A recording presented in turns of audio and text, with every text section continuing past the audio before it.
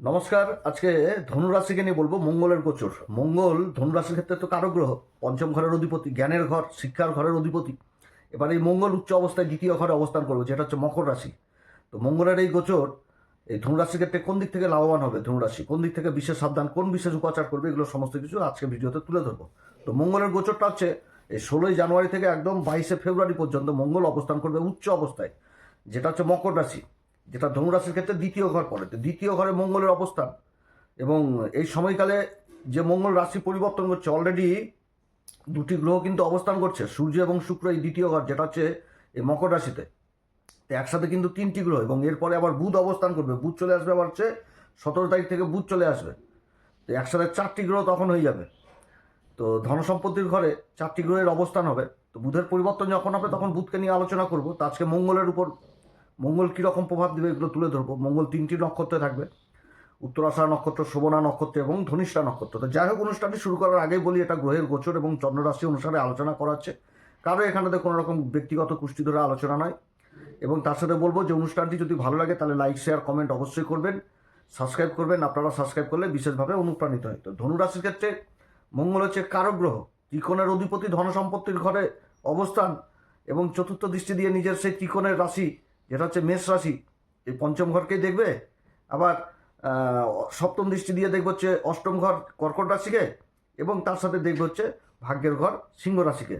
এবং এই পরিবর্তনেও কিন্তু ট্রিস থাকছে যে মঙ্গল কিন্তু উচ্চ অবস্থায়, কিন্তু যে তিনটি নক্ষত্র পাচ্ছে, ভালো নক্ষত্র, সূর্যদেবের নক্ষত্র, চন্দ্রমান নক্ষত্র, আবার মঙ্গল নিজের নক্ষত্র পেয়ে যাচ্ছে। তো চন্দ্রমান নক্ষত্রেই অবস্থান করবে মঙ্গল শোভনা নক্ষত্রে। তো শোভনা নক্ষত্র তো চন্দ্রমার ঘরে তো আবার মঙ্গল নীচ হয়ে যায়।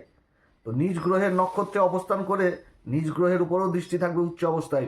কীরকম প্রভাব দিবে মঙ্গলের এই অবস্থান, কোন দিক থেকে লাভবান হবে ধনুরাশি, সমস্ত কিছু তুলে ধরবো। তো যাই হোক, মঙ্গলদেবের এই গোচর তিনটি নক্ষত্রে, উত্তরাষাঢ়া নক্ষত্রে থাকবে একদম হচ্ছে 16ই জানুয়ারি থেকে 28শে জানুয়ারি পর্যন্ত। এবং এই সময়কালে উত্তরাষাঢ়া নক্ষত্রে সূর্যও থাকছে 23 তারিখ পর্যন্ত, আর ওদিকে শুক্র থাকছে হচ্ছে 20 তারিখ পর্যন্ত। এবং তারপরে আবার শোভনা নক্ষত্রে চলে আসবে 29 তারিখ একদম 14ই ফেব্রুয়ারি পর্যন্ত। সেই সময় বহু গ্রহ কিন্তু পরিবর্তন হয়ে যাবে, বুধের পরিবর্তন, তারপর শনির নক্ষত্র পরিবর্তন হয়ে যাবে। শনি তো চতুর্থ ঘরে অবস্থান করছে, নিজের নক্ষত্রতে চলে আসবে 20 তারিখে, নিজের নক্ষত্রতে চলে আসবে, যেটা হচ্ছে উত্তরা ভাদ্রপদ নক্ষত্রে চলে আসবে শনি চতুর্থ ঘরে, এবং ঢাইয়া চলছে।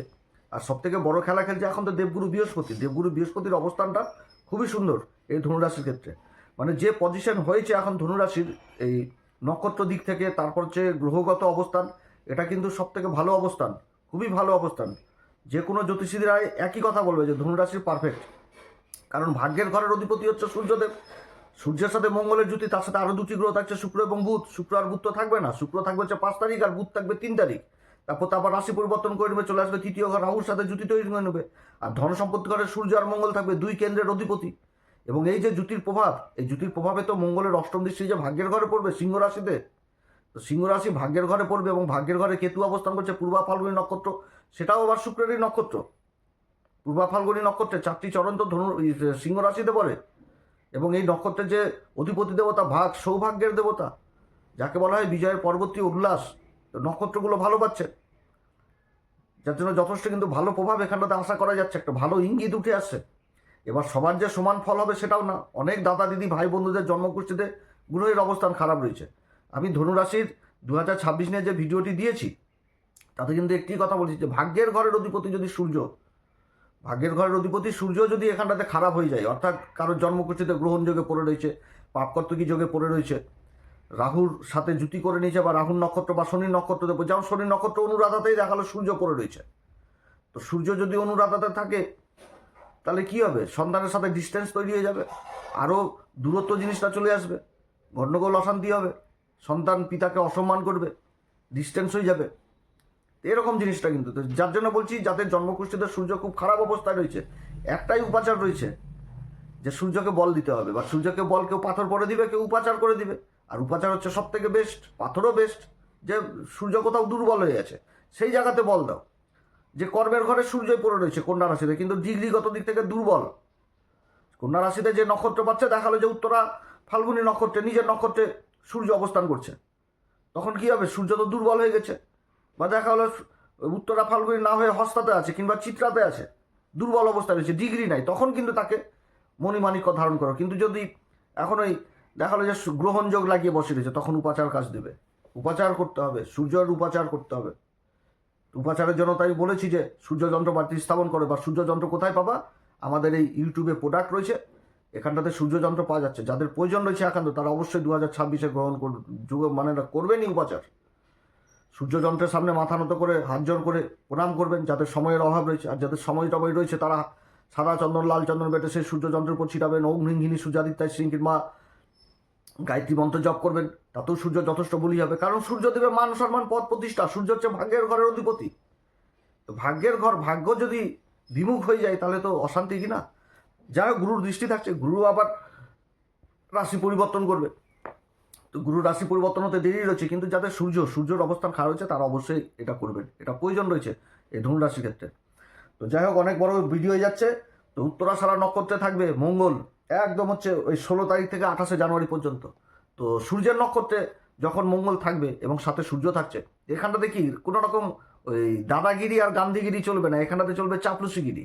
অর্থাৎ কথা শুনতে হবে, কথা শুনে শুনে কাজ করতে হবে। রাজার সাথে মঙ্গল, তো রাজা যেটা আদেশ করবে সেটা তো শুনে শুনে কাজ করতে হবে। অর্থাৎ যেই কর্মেই যুক্ত থাকুক, পঞ্চম ঘরের অধিপতি সরকারি বেসরকারি কর্ম জিনিসটাকে বেশি দেখাচ্ছে, ব্যবসার লাইনও দেখাচ্ছে। তো চতুর্থ দৃষ্টি পড়ছে এখানটাতে, নিজের ঘরকেই দেখছে, পঞ্চম ঘরকে। তো সরকারি বেসরকারি ক্ষেত্রে বা যারা ব্যবসা বাণিজ্য করছেন নিজেদের মহাজনের সাথে কিংবা উচ্চ আধিকারিকের সঙ্গে মনোমালিন্য যেন না হয়, সুরে সুর মিলিয়ে চলতে হবে। মানে একটু চাপলুসিগিরি করা লাগবে, যে হ্যাঁ আপনি যেটা বলছেন এটাই ঠিক, আপনার যে কাজটা এটা প্রচণ্ড ভালোর দিক উঠে আসছে, সমাজে মান সম্মান বা সমাজ বেশি প্রভাবিত হবে। এবং তার সাথে কী করতে হবে, অধিকারটাকে রক্ষা করতে হবে। যে রাজার যে একটা অধিকার, সেনাপতি তো রক্ষা করবে, সেই জিনিসটা করতে হবে এই সূর্যের নক্ষত্রে। এই সময়কালে বিশেষ উন্নতির যোগ থাকছে সরকারি বেসরকারি কর্মচারীদের। আর্থিক দিক বা প্রমোশন, এই জিনিসগুলো, বেতন বৃদ্ধি, এগুলো দিক উঠে আসছে। এবং এই সময়কালে শুক্র থাকবে সেই সময়টুকু। তো এই সময়কালেও কিন্তু ভালো একটা উন্নতির জায়গা দেখাচ্ছে। কর্মক্ষেত্রে নিজের প্রতিভা গুণ এগুলো যেরকম উঠে আসছে, সেরকম উঠে আসছে একটা পরাক্রম স্বভাব। যে কর্মক্ষেত্রে যে নিজের যে একটা মানে যোগ্যতা, সেই যোগ্যতার দ্বারা যে নিজেকে উপরে নিয়ে যাওয়া, সেটা কিন্তু বুঝাচ্ছে এই সময়কালে। এবং তার সাথে কী হবে, প্রচণ্ড পরিশ্রমী হবে এবং সময়কে মূল্য দিবে। যে সময়ের সাথে যে চলা, সময়কে যে একটা গুরুত্ব দেওয়া, সেই জিনিসটা কিন্তু ধনুরাশির মধ্যে উঠে আসছে। এবং দুই ত্রিকোণের অধিপতি যে ধন সম্পত্তির ঘরে অবস্থান করছে, অর্থাৎ এই সময়কালে মানে আর্থিক দিকটা বিশেষভাবে ভালো দেখাচ্ছে। আর্থিক জোর বা অর্থনৈতিক দিকটা মজবুত হওয়ার প্রবল সম্ভাবনা থাকছে। পিতার সাপোর্ট পাবে এই সময়কালে। আত্মীয় স্বজনদের সাথে একটু তর্ক বিতর্কেরও ব্যাপার থাকতে পারে, কারণ একটা ইগোর ব্যাপার চলে আসছে। অতএব নিজের কথাবার্তার দিক থেকে এখানটাতে বিশেষভাবে সাবধান। ওই যে বললাম যে কথা শুনতে হবে, এইগুলো জিনিস কিন্তু করতে হবে। তো যাই হোক, মঙ্গলের এই পরিবর্তন যথেষ্ট ভালো, ধন সম্পত্তি ধনদায়ক হবে এক কথায় বলতে গেলে। ব্যবসা বাণিজ্য দিকটাও যথেষ্ট ভালো উঠে যাচ্ছে। সরকারি কাজপত্র বা আইন সংক্রান্ত কাজের সাথে যারা যুক্ত রয়েছেন, অ্যাডভাইজার হিসাবে কাজ করছেন, তাদের জন্য যথেষ্ট ভালো। তো এই জিনিসগুলো হবে, কিন্তু হওয়ার প্রবল সম্ভাবনা থাকবে ধনুরাশির। আর ধনুরাশির বলতে গেলে এই উত্তরাষাঢ়া নক্ষত্রে থাকা মানে কি, শুধু নিজের খাবার দাবারের দিকে যথেষ্ট খেয়াল রাখতে হবে। রাজা সেনাপতি, সময়কে গুরুত্ব দাও, সময়ের সাথে চলো, শারীরিক কসরত করো, প্রাণায়াম যোগব্যায়াম এগুলো করো, এবং তার সাথে নিজের খাওয়া দাওয়ার দিকে যথেষ্ট খেয়াল রাখো। যে খাওয়া দাওয়া যদি উল্টাপাল্টা হয় তাহলে কিন্তু পেটজনিত সমস্যা দিয়ে দিবে, পেটের সমস্যা দিবে। মঙ্গল অ্যাকচুয়ালি কি ঊর্জা। মঙ্গল যাদের জন্মকুষ্ঠিতে খুব ভালো অবস্থায় থাকে, এরা কি হয়, সেনাবাহিনীর একটা ভালো উঁচু পোস্টে যায়, ইঞ্জিনিয়ারিংয়ের দিক থেকে অনেক উঁচুতে যায়, সার্জেন্ট হয়, বড় বড় সার্জেন্ট হয়। কারণ এগুলো কাজ করতে গেলে কি অত্যধিক সাহসের প্রয়োজন, যে সাহসটা কিন্তু মঙ্গলের দিক থেকে আসে। আর মঙ্গল যদি দুর্বল হয়ে যায় তাহলে কি হবে, মঙ্গল দূর হলে আত্মবিশ্বাসটা ভেঙে যাবে, একটুতেই হার মেনে যাবে, ভীতু প্রকৃতির হবে। এরকম হয়ে যাবে কিন্তু মঙ্গল যদি কারো দুর্বল হয়ে যায়, যে একটুতেই হার মেনে যাওয়া, ভয় পেয়ে যাওয়া, এগুলো জিনিস কিন্তু মঙ্গল দুর্বল হলে দেখা দেয়। তো যাই হোক, মঙ্গলের এই পরিবর্তন, উত্তরাষাঢ়া পরিবর্তনে যথেষ্ট ভালো পরিবর্তন হতে যাচ্ছে। এবং এরপরে যে পরিবর্তনটা হবে সেটা কিন্তু হয়ে যাচ্ছে শোভনা নক্ষত্রে। শোভনা নক্ষত্র হচ্ছে চন্দ্রবান নক্ষত্র। তো চন্দ্রবান নক্ষত্রে মঙ্গল অবস্থান করবে একদম 29 তারিখ থেকে 14 ফেব্রুয়ারি। আর এর মধ্যে শুক্র আর বুধ কিন্তু আবার রাশি পরিবর্তন করে দেবে, রাশি পরিবর্তন হয়ে যাবে। ওদিকে শনি তো নিজের নক্ষত্র পরিবর্তন করে চতুর্থ ঘরে অবস্থান করছে, আর দেবগুরু বৃহস্পতি তো কেন্দ্রে অবস্থান করছে, নিজের মূল ত্রিকোণ রাশিকে দেখছে। তো চন্দ্রমান নক্ষত্র অবস্থান করে চন্দ্রমান ঘরকে দেখবে, যেটা অষ্টম ঘর। এখানটাতে কি হবে, যেরকম কথাও শুনবে, যে বললাম শুনে শুনে কাজ, শ্রুতি শোভনা নক্ষত্র, শুনে শুনে কাজ করতে হবে, ঘর মিল হলে চলবে না। হ্যাঁ, তবে কি এখানটাতে শোভনা কি মন, তো মন মানে চন্দ্রমা মন, তো মনে মানে মানসিক দিকটাও যথেষ্ট ভালো থাকবে, আত্মবিশ্বাসও যথেষ্ট বলি থাকবে, এবং বিশ্লেষণ করার ক্ষমতা, সেই জিনিসগুলো। অর্থাৎ এই সময়কালে মানে মঙ্গল তো ঊর্জা, অতএব এই সময়কালে কি হবে যে নিজের মানসিক দিকটাকে কিন্তু ঠিক রাখতে হবে। তাড়াহুড়ার মাঝে যে কোনো কাজ করে দিলাম, গাফিলতি করে দিলাম, সেটা করলে কিন্তু চলবে না। এই জিনিসটা কিন্তু মনে রাখতে হবে এই যখন এই নক্ষত্রে চলে আসবে। কারণ মঙ্গল হচ্ছে কি ঊর্জা, আর রাশিটা হয়ে গেছে কি মকর রাশি। মকর রাশি চর রাশি, পৃথিবী তত্ত্ব রাশি। শনি হচ্ছে বায়ু তত্ত্ব, আর মঙ্গল হচ্ছে কি অগ্নিতত্ত্ব। সূর্য অবস্থান করছে অগ্নিতত্ত্ব। আর এই সময়কালে মঙ্গল অবস্থান করবে হচ্ছে শোভনা নক্ষত্র। তো শোভনাটা কি? মায়ের সংজ্ঞা চন্দ্রমার নক্ষত্র, মন মানসিক দিক। তো মানসিক দিকটা কিন্তু যথেষ্ট উন্নত থাকবে। এবার যাদের জন্মকুষ্ঠিতে মঙ্গলের অবস্থান রয়েছে তারা কি করবে? চিটপিট করবে, ডিসিশন নিবে, ভুলভাল ডিসিশন নিয়ে নিবে। অতএব নিজের মনকে ঠিক করে এগিয়ে চলতে হবে এই সময়কালে, যে কথাও শুনবো, সব কিছু করবো, কিন্তু আবার কাজের যেটা গুরুত্ব সেটা কিন্তু দেওয়া লাগবে। যে সময়ের যে গুরুত্ব সেই জিনিসটা কিন্তু দিতে হবে। কারণ অষ্টম ঘর চলে এসছে। অষ্টম ঘরে অষ্টমপতি হচ্ছে কে? এই ধনুরাশির ক্ষেত্রে চন্দ্রমাই। তো অষ্টম ঘরে তো মঙ্গলের দৃষ্টিটা থাকবে। অর্থাৎ বুঝাচ্ছে যে কোনো কাজ করতে গেলে গভীর ডিসিশন, মানসিক দিকটাকে ঠিক মতন করে চলতে হবে। এবং এই সময়কালে আত্মীয় স্বজন, পরিস্বজন, তারপরে শ্বশুরবাড়ির সাথে যাদের সম্পর্ক রয়েছে, বিবাদ হওয়ার সম্ভাবনা থাকবে। কারণ কি? নিজের কথাবার্তার দিক থেকে। ওই যে বললাম যে শুনতে হবে, প্রত্যুত্তর করা যাবে না, শুধু শুনে নিয়ে তারপর ডিসিশন দাও। অ্যাডভান্স যদি কোনো রকম এগিয়ে চলো তাহলে কিন্তু অশান্তি হওয়ার সম্ভাবনা থাকবে। তবে এই শ্রবণা নক্ষত্রে আবার এই মঙ্গল সূর্যের যে অবস্থান, তো এই জিনিসটা বোঝাচ্ছে যে আর্থিক দিক কিন্তু মজবুত হবে। যে যেরকম মঙ্গলে যদি খারাপ থাকে তাহলে এই দিক, আর যদি ভালো থাকে তাহলে বিভিন্ন রকম সমস্যাও দূর হবে। পারিবারিক সমস্যা দূর হবে, জায়গা জমি সংক্রান্ত কাজগুলো, তারপরে কারোর ইন্স্যুরেন্স জড়িত কাজ, বিমা সংক্রান্ত কাজ, এগুলোও যথেষ্ট এগিয়ে যাবে। শ্বশুরবাড়ির থেকে সাহায্য, যারা বহুদিন মানে কোনো রকম সমস্যা রয়েছে সেই সমস্যাগুলো মুক্ত হবে। অর্থাৎ এই শোভনা নক্ষত্রেও কিন্তু সেই ভালো জিনিসটাই উঠে আসছে মঙ্গলের এই পরিবর্তন। কারণ মঙ্গল হচ্ছে পঞ্চমপতি।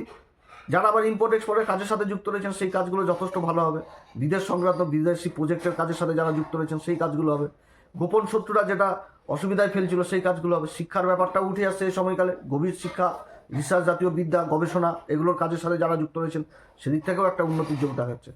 এবং এরপরে যখন ধনিষ্ঠা নক্ষত্রে চলে আসবে তখন তো আবার সূর্য রাশি পরিবর্তন করে নেবে। 12 তারিখে সূর্য রাশি পরিবর্তন করে নেবে। আর ধনিষ্ঠা নক্ষত্রে থাকবে হচ্ছে 15 ফেব্রুয়ারি থেকে 22 ফেব্রুয়ারি পর্যন্ত। তখন এই ধনিষ্ঠা হচ্ছে নিজের নক্ষত্র, নিজের নক্ষত্রে চলে আসবে এই মঙ্গলদেব। মঙ্গল পঞ্চমপতি হয়ে নিজের নক্ষত্রে অবস্থান করবে। শিক্ষার দিকটা ব্যাপকভাবে প্রভাবিত করবে। সন্তান যে কর্মই করবে সেই কর্মে কিন্তু বিশেষ উন্নতি, এবং শিক্ষার জন্য আবার বিদেশে যাওয়ার প্রবল সম্ভাবনা থাকবে এই সময়কালে। পিতামাতাদের সন্তানের প্রতি দুশ্চিন্তা দূর হবে। সন্তানের মধ্যে একটা জোশ থাকবে কিছু করার, যে হ্যাঁ কিছু করতে হবে, এগিয়ে যেতে হবে। এবং পিতামাতারা যদি এই ইন্টেনশনটা সন্তানের মধ্যে দেয় তাহলে কিন্তু সন্তান সেই জিনিসটাও প্রাপ্তি হবে। খেলাধুলা থেকে আরম্ভ করে, তারপরে নিজের শিক্ষার দিক থেকে আরম্ভ করে সব দিক, সন্তান যে কর্ম করবে সেই কর্মে বিশেষ উন্নতি।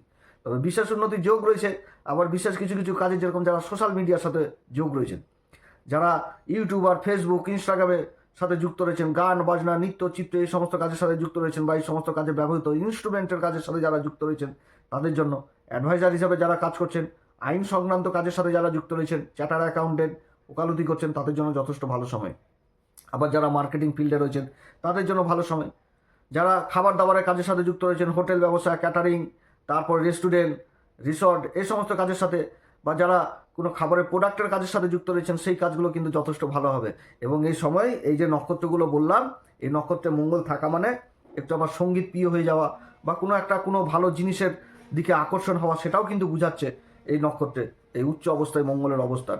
খাওয়া দাওয়া, আনন্দ ফুর্তি সমস্ত কিছুই থাকছে। শুধু কি এই যে 3টি নক্ষত্র উত্তরাষাঢ়াতে যখন থাকবে চাপলুসিগিরি করতে হবে, শুনে শুনে কাজ করতে হবে। শোভনাতেও সেই জিনিসটা বুঝাচ্ছে, শুনে শুনে কাজ করতে হবে। যে কারোর কথাই শুনলাম না, নিজের কথাই বলে যাচ্ছি, তখন আবার অসুবিধায় পড়তে হবে, মান সম্মান নিয়ে টানাটানি। ধনিষ্ঠাতেও একই জিনিস, যে নিজের যে একটা সিস্টেম সেই সিস্টেমে চলতে হবে। কারণ মঙ্গল হচ্ছে সেনাপতি। সেনাপতি চলবে সিস্টেমে, রাজার আদেশে চলবে, রাজার সাথে রয়েছে। অর্থাৎ যে কোনো কাজ করতে গেলে ধনুরাশিকে আগে থেকে পরিকল্পনাবদ্ধ হয়ে করতে হবে, একটা রুটিন মাফিক চলতে হবে। তাহলে কিন্তু যথেষ্ট মঙ্গলের ফল এই সময়কালে ভালো পাবে এই ধনুরাশি। তো যাই হোক, অনেক কথা আলোচনা করলাম। এরপরে আবার আসবো বুধের পরিবর্তন নিয়ে। বুধ কীরকম প্রভাব দিবে এই ধনুরাশিকে। যদি অনুষ্ঠান ভালো লাগে তাহলে অবশ্যই লাইক করবেন, শেয়ার করবেন, কমেন্ট করবেন, সাবস্ক্রাইব অবশ্যই করবেন। আর এই সময়কালে অবশ্যই হনুমান চল্লিশা, বজরংবান, শ্রীরাম সীতা প্রণাম মন্ত্র সহকারে পাঠ করবেন। মঙ্গলবার করে বজরংবলীকে সিঁদুর দান করবেন, এবং তার সাথে জটাল আর নারকেল দান করবেন। এবং সিঙ্গারা, তারপরে হচ্ছে কচুরি, এই যে তলা হওয়া মানে যেগুলো ভাজা হয়, ভাজা খাবারগুলো, এগুলো খাবার বিতরণ করবেন। দেখবেন যথেষ্ট ভালো ফল। তবে বজরংবলী মন্দিরে যে ভোগ দিবেন প্রভুর উদ্দেশ্যে, সেই ভোগ ওখানটাতেই সবার মধ্যে বিতরণ করে দেবেন। তো অনেক কথা আলোচনা করলাম। যদি অনুষ্ঠান ভালো লাগে তাহলে অবশ্যই লাইক শেয়ার কমেন্ট করবেন। সবাই ভালো থাকেন। নমস্কার, ধন্যবাদ।